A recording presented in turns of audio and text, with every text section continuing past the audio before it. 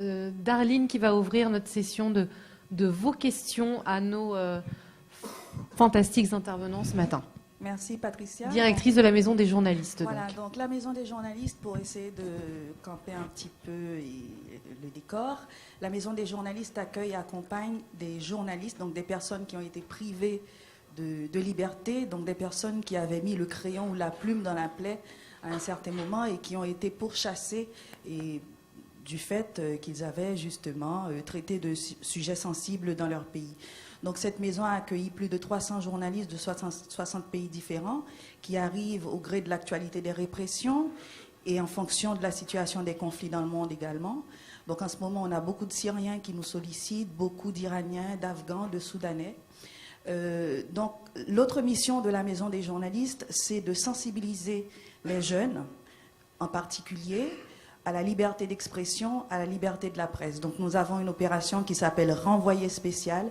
Donc les journalistes, ils vont dans les salles de classe pour témoigner de leur parcours d'exil, de la situation de la presse dans leur pays, et surtout sensibiliser les jeunes à ces problématiques qui sont importantes, mais pour lesquelles les enseignants sont complètement démunis. Donc nous, c'est le constat qu'on a fait. Donc depuis Charlie, on n'arrête pas d'être sollicité pour des rencontres dans les lycées et les enseignants nous ont confié leurs difficultés, leurs très grandes difficultés à aborder ces questions-là avec les élèves. Donc sachant qu'on leur demande beaucoup aux enseignants, ma question c'est est-ce que l'école peut encore confier ce travail d'éducation à la citoyenneté, ce travail de sensibilisation à ces valeurs démocratiques, à la liberté d'expression, à la liberté de la presse aux enseignants. Donc Marcel Gaucher disait tout à l'heure que le principe de la laïcité est bien établi, donc là dans la société, à l'école c'est pareil, mais est-ce qu'on a, comment aborder ces questions dans la sphère scolaire? Il y a un vrai problème. Le problème tient au fait que, globalement, les responsables dans nos sociétés tendent à se décharger sur l'école de tout ce qui ne marche pas, avec l'idée qu'on ne peut rien pour le moment, mais plus tard, en éduquant bien les nouvelles générations, ces problèmes seront dépassés. C'est pas totalement idiot d'ailleurs, mais ça veut dire qu'on se décharge de ce qu'on devrait faire ici et maintenant, en comptant sur le futur pour régler les choses que nous sommes incapables de traiter au présent. Pas une bonne manière de faire, à mon avis. Surtout que ça charge les enseignants d'une tâche décisive et pour laquelle on ne les a pas du tout formés. Et c'est une grande question. Personne n'est professeur de laïcité, ça n'existe pas. Alors, est-ce que c'est aux historiens, est-ce que c'est aux philosophes dans les lycées? À qui on va confier cette tâche d'enseigner ça? C'est une espèce, en fait, de prise de conscience collective qui seule peut opérer dans ces cas-là. Ce n'est pas simplement les enseignants qui ont spécialement à s'occuper de ce problème. C'est nous qui avons... Les enseignants ont une responsabilité particulière, mais pour laquelle ils ne sont pas formés. Ça, c'est une énorme question. La question de l'enseignement, c'est la formation des enseignants, point. Je veux dire, tout le reste, c'est de la littérature. Ils savent, évidemment. Mais la question, après, c'est comment on les forme pour transmettre. C'est une autre question. Mais la question de la laïcité, vous la rencontrez dans toute connaissance. Le cas type, et là, on n'est pas en terrain... vous avez une discussion à heure entre les convictions scientifiques communément établies sur la théorie de l'évolution des espèces. À quoi s'oppose cette idée religieuse qu'on appelle le créationnisme? Pas du tout, c'est Dieu qui a créé tout ça. Bon. Un scientifique, un professeur de sciences, il a à apprendre à ses élèves à faire le départ entre les deux registres. Vous avez le droit de croire tout ce que vous voulez, mais il y a un discours scientifique qu'il faut connaître. Il y a des raisons excellentes pour ça. Encore faut-il avoir appris à les plaider. Ce n'est pas deux choses qui sont sur le même terrain et qu'il s'agit simplement de choisir. Nos sociétés ont des raisons de fond de faire que les enfants apprennent la théorie de l'évolution et pas le créationnisme. Ça n'empêche pas les gens d'avoir des convictions créationnistes. Mais il faut apprendre à faire ce travail. Mais vous imaginez bien que pour un professeur de sciences, ça ne va pas de soi parce qu'il n'a pas été formé à ça. Il a appris la théorie de l'évolution, il la connaît très bien. C'est un autre problème que d'enseigner ce régime d'une double vérité très compliqué à faire passer. Je trouve que c'est passionnant ce sujet-là, et je pense aussi aux élèves quand ils sont avec leur professeur de français et qui parlent par exemple de Voltaire et qui rappellent ce moment où, vous vous souvenez, à l'époque de Voltaire, il y avait quelqu'un qui s'appelait le chevalier de la Barre et qui avait refusé au moment d'un passage d'un enterrement, il avait refusé d'enlever son chapeau. Et donc, du coup, il a été écartelé, et Voltaire a pris, trop tard, mais il a pris quand même sa défense pour dire, c'est pas mes convictions, Voltaire aurait certainement enlevé son chapeau au passage, mais il a le droit aussi. Et je trouve que déjà, faire le débat en cours de français avec les jeunes et le prof de français, déjà, ça ouvre toutes les possibilités de qu'est-ce que c'est que la tolérance, c'est une conviction, comment je partage ou non une opinion, et là, le droit fil de la laïcité se fait tout naturellement.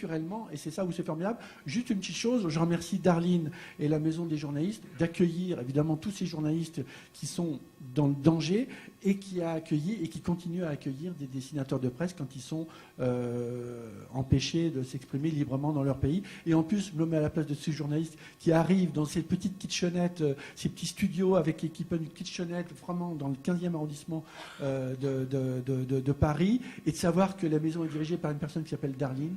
Moi, je trouve que déjà, c'est déjà un peu mieux quand même. Moi, je serais si rien, j'arrive à Paris, on me dit elle s'appelle Darline. Bon, ça va. Déjà, je me sens un peu mieux. Et elle est à l'image de son prénom, donc c'est parfait. Est-ce qu'il y a d'autres questions?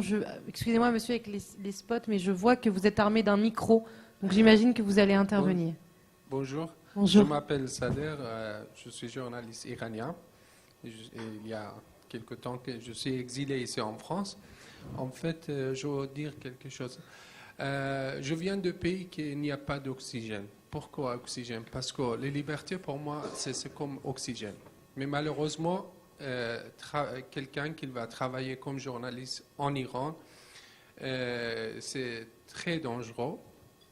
Donc, il y a beaucoup de pollution pour les journalistes. On ne peut pas respirer. Il y a une phrase entre nous, les journalistes iraniens, que souvent on dit entre nous, quand les journalistes qui ne passent pas quelques moments en prison, il n'est pas vrai journaliste. C'est-à-dire, tous les journalistes iraniens, quand ils commencent son travail, il faut qu'ils passent en prison. Donc, les libertés, comme je dis, pour moi, c'est comme l'oxygène. Et mon question, est-ce qu'il y a des relations entre l'islam et la démocratie? Parce que moi, je viens de pays musulmans. Merci.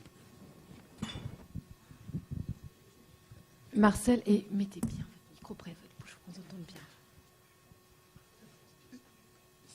Il suffit de se reporter un peu en arrière pour voir qu'il n'y a pas de vraie spécificité de l'islam. La question, si vous aviez posé en Europe la question au XVIIIe siècle, y a-t-il compatibilité entre le christianisme, qu'il soit d'ailleurs protestant ou catholique, et la démocratie, la réponse aurait été globalement non. C'était la conviction de tous les gens qui, à l'époque, avaient des idées démocratiques, justement.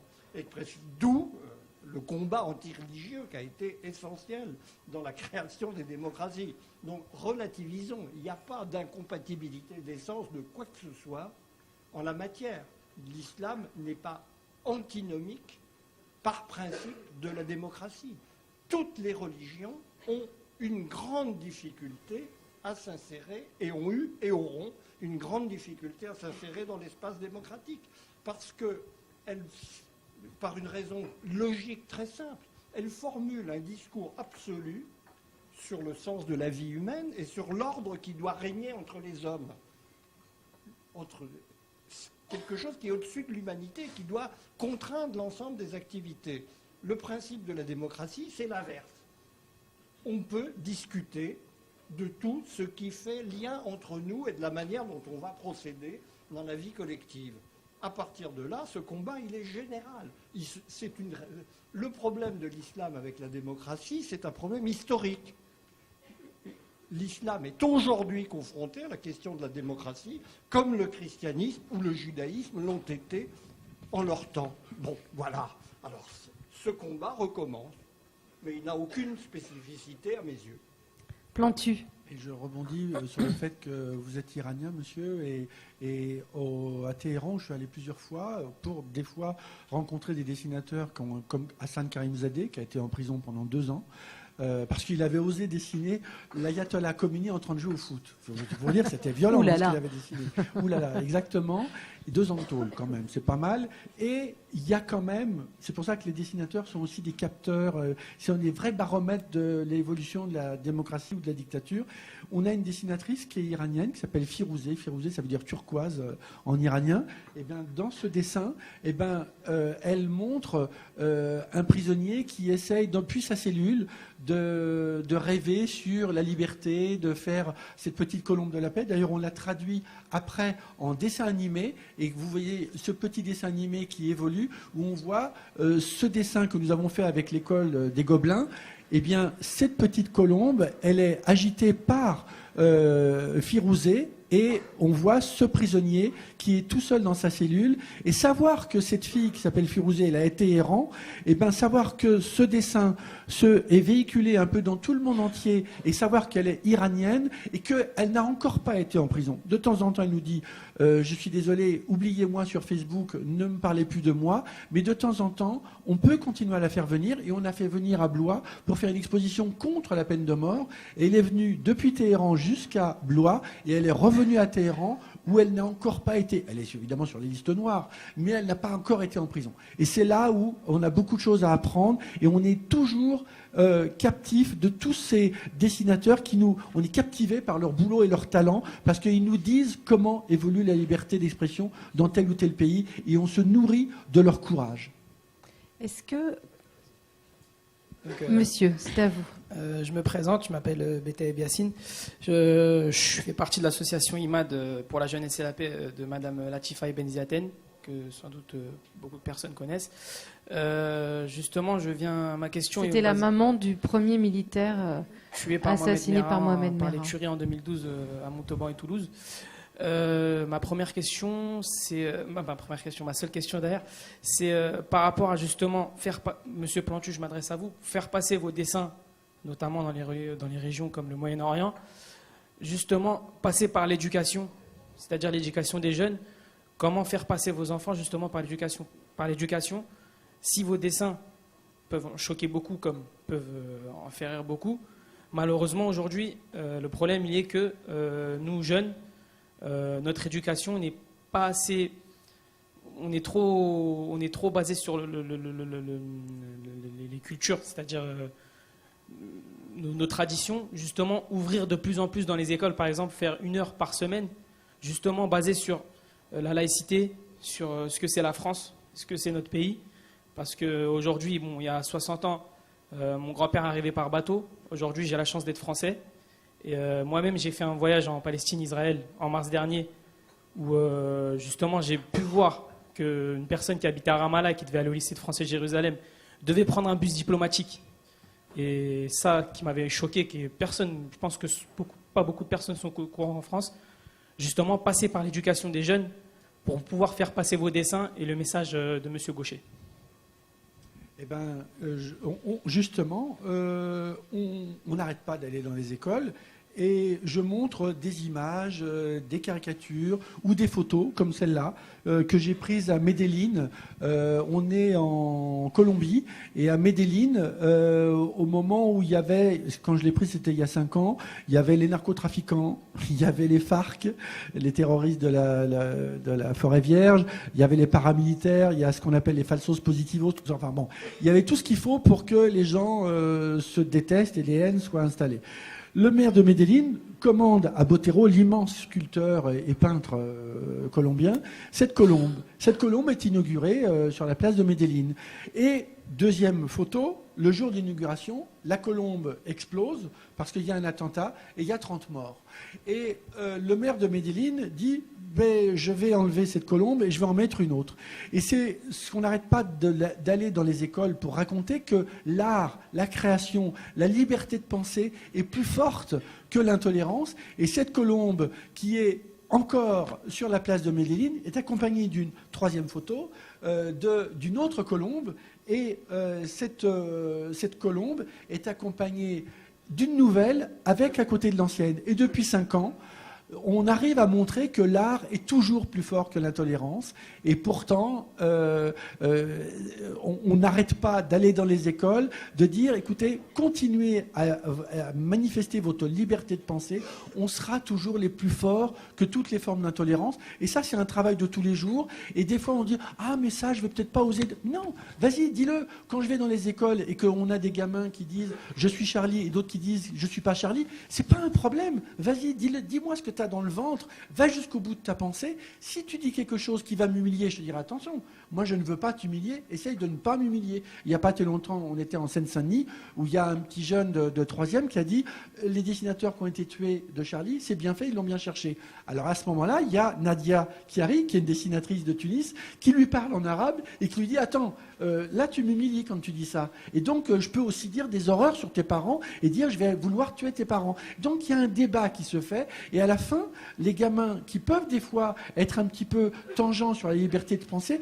ils comprennent qu'à partir du moment où ils ont devant eux des dessinateurs qui disent « Vas-y, dis-moi jusque je te respecte, essaye de me respecter », à ce moment-là, tous les débats sont possibles. Et à ce moment-là, on arrive réellement à faire des ponts. Là où il y a des gens qui veulent faire des fossés entre notre civilisation et d'autres civilisations, notre culture et d'autres cultures, nous, avec nos petits crayons, on fait des ponts. Et on arrive à créer des ponts entre des opinions, les religions et toutes les propositions, la liberté de penser librement. On n'est pas forcément d'accord, d'ailleurs à Cartooning for Peace, on n'est pas tous dans le même moule, des fois il y a des disputes entre nous et c'est très bien, on est enrichi par nos disputes parce que qu'est-ce qui nous fédère tous ensemble? Le respect de la pensée d'un autre. Et quand il n'y a pas très longtemps, j'ai fait des dessins pour critiquer l'armée israélienne, j'ai mes copains dessinateurs israéliens qui m'ont dit « Ah, on n'est pas forcément d'accord, on en parle. » Et après, on se revoit, comme la semaine dernière, avec des dessinateurs israéliens et palestiniens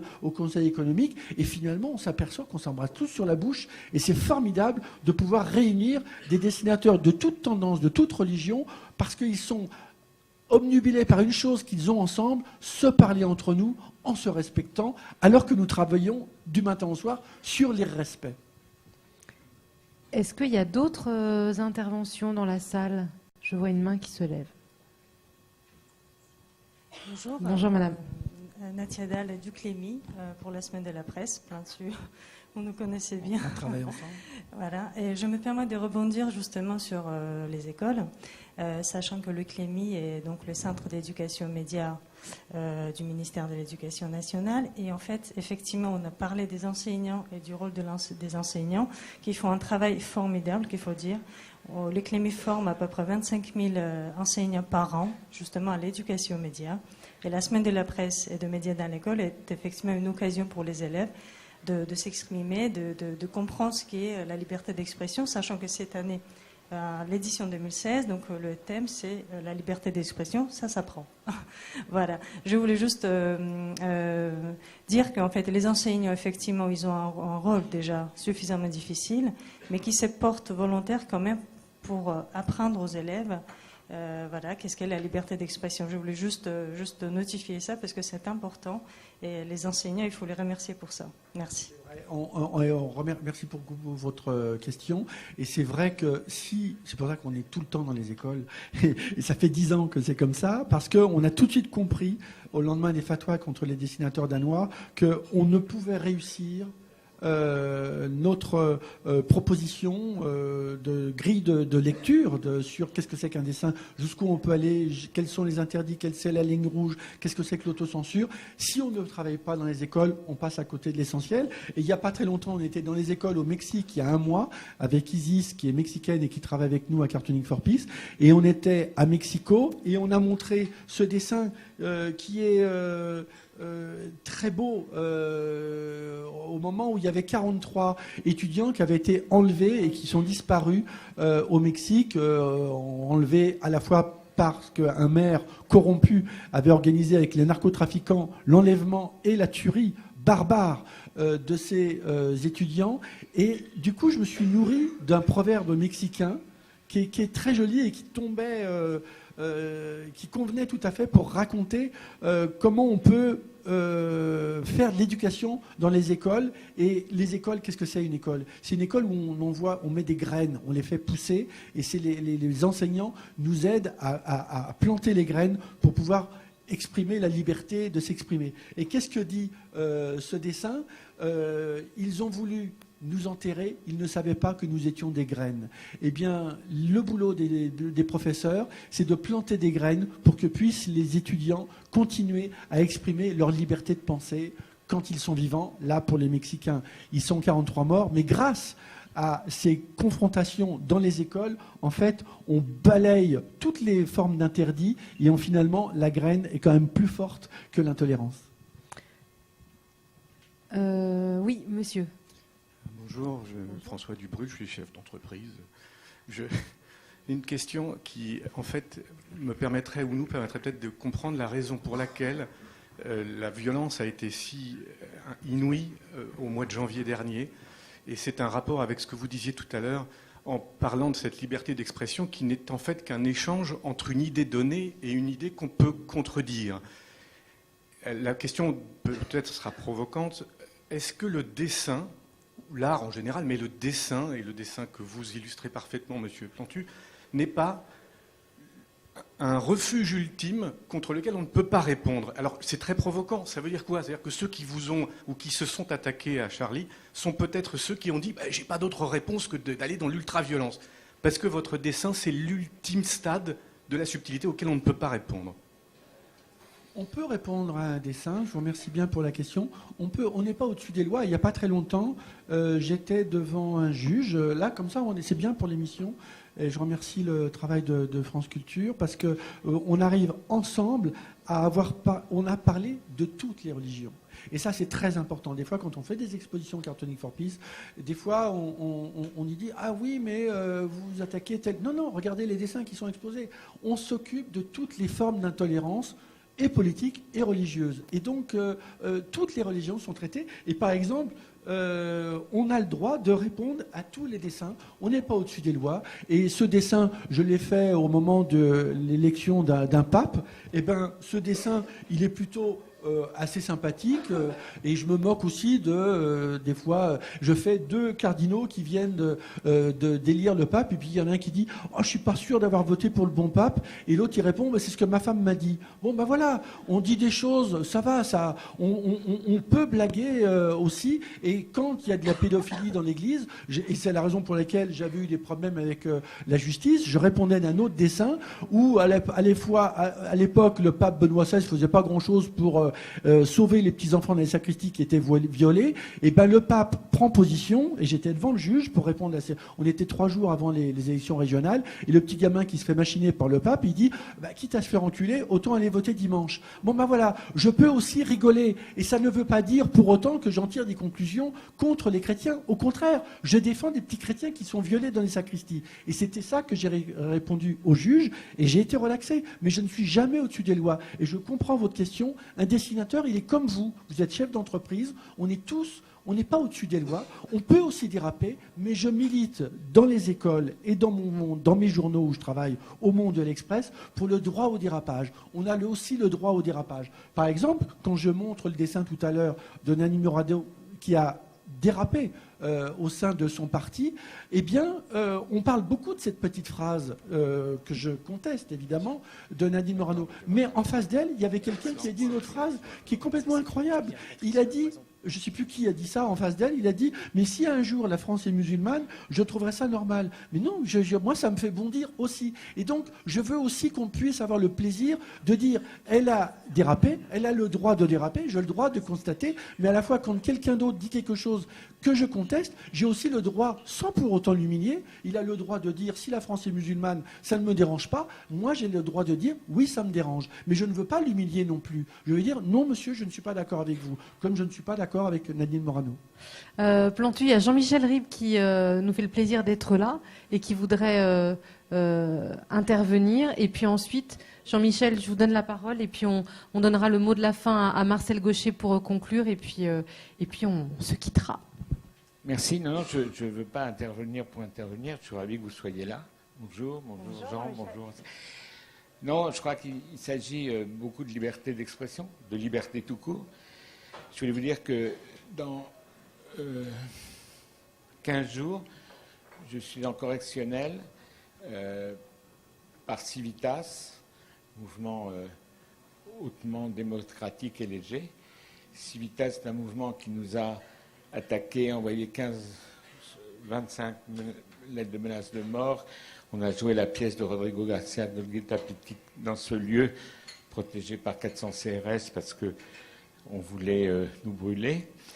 Et j'ai été agressé à Nancy, ceinturé. On m'a versé un certain nombre de cajots d'excréments de chiens, etc. Et ça m'a choqué, mais je n'aurais pas fait le plaisir d'être traumatisé. Excréments de chiens, d'ailleurs, c'est assez drôle, dans lequel il y avait des flyers de Jésus mélangés dedans. Donc, pour me dire que c'est une manière quand même de mettre la religion dans la merde de manière claire. Et aujourd'hui, alors qu'il y a une loi sur la liberté, etc., son éditeur et moi-même, nous sommes en correctionnel pour incitation à la haine raciale, etc., etc., etc. C'est-à-dire que je pense qu'il y a quelque chose dans ce pays qui est très étrange. Il y a à la fois une tentative de se battre, on l'a vu, pour que la liberté de création existe, liberté de création qui est la première sur laquelle se fonde notre démocratie, sans laquelle elle n'existerait pas.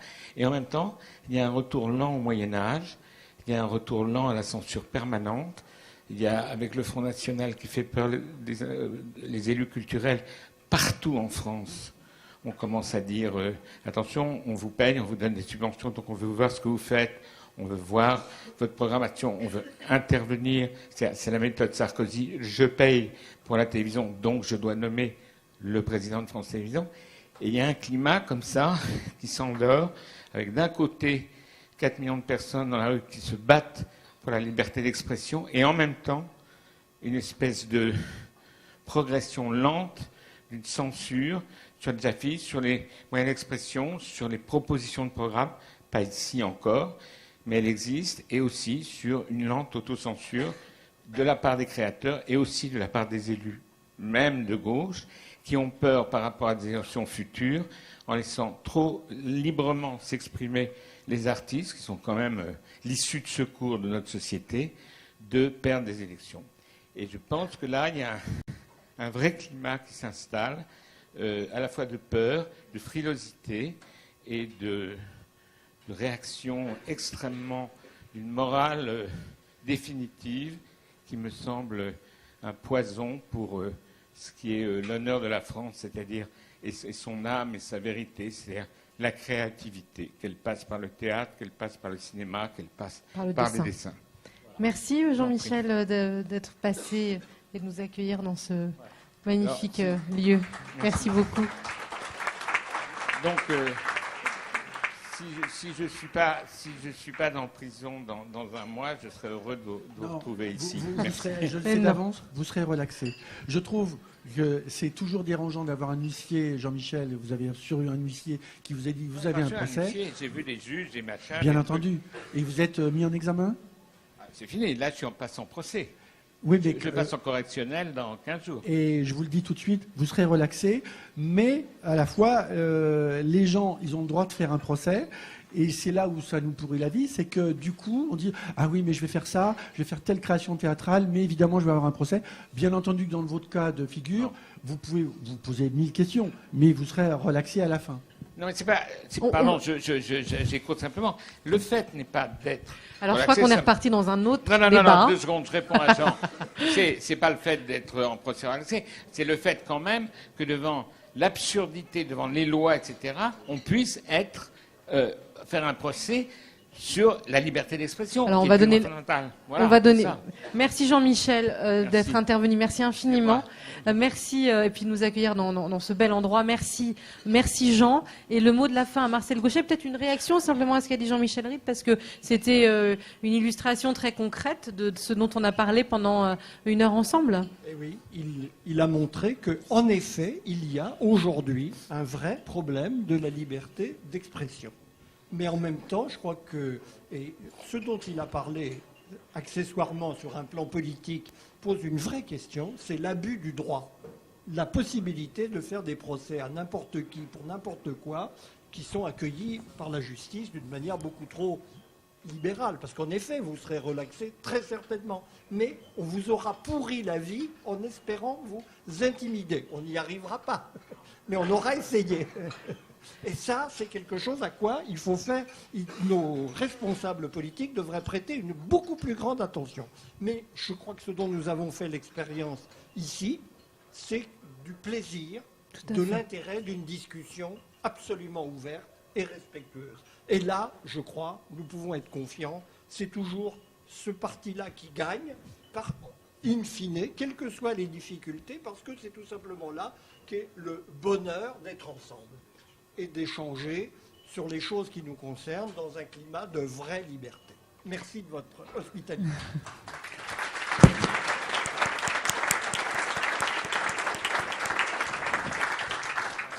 Merci, quelle belle conclusion. Merci beaucoup Marcel Gauchet, merci Jean Plantu et puis d'avoir nourri tout ça avec vos dessins, c'était un vrai plaisir. Merci Christian de ta confiance renouvelée, merci à vous de votre attention. Et puis je pense qu'il y a le film, le documentaire qui va être projeté au Balzac incessamment sous peu, portrait de la maman du soldat qui avait été tué par Mohamed Merah et puis de l'imam Chalgoumi. Et puis les prochaines rencontres capitales, c'est l'année prochaine. Il y aura d'autres matinales, j'imagine, d'ici là, pour ne pas perdre le fil. Merci à tous, très belle matinée. Et puis je suis ravie d'avoir été avec vous ce matin. Au revoir.